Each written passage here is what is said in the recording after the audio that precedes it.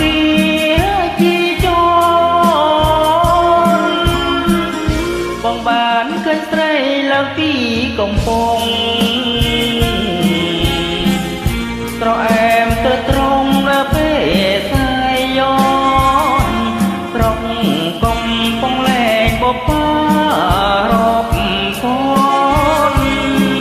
ចិនមកមិនតនរំភើបស្នេហា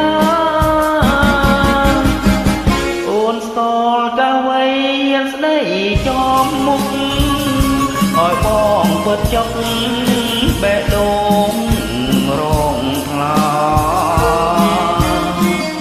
ចំអនពិតលេងបានតែវាចាខ្លាចក្រែងបផាមានចាទៅហើយអកងចេះតតទឹកពតជុំវិញបងនាងភ្នំពេញកំព្រាខ្វះក្នើយបើមិនបានได้សង្ផាហុំកា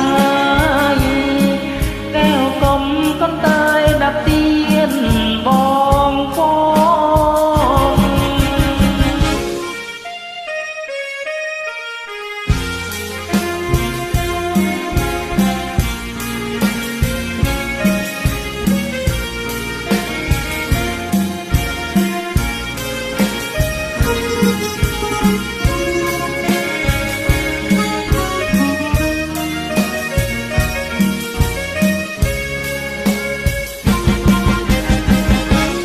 ស្គាល់កាវ័យស្ដីចំមុខឲ្យបងពិតចុក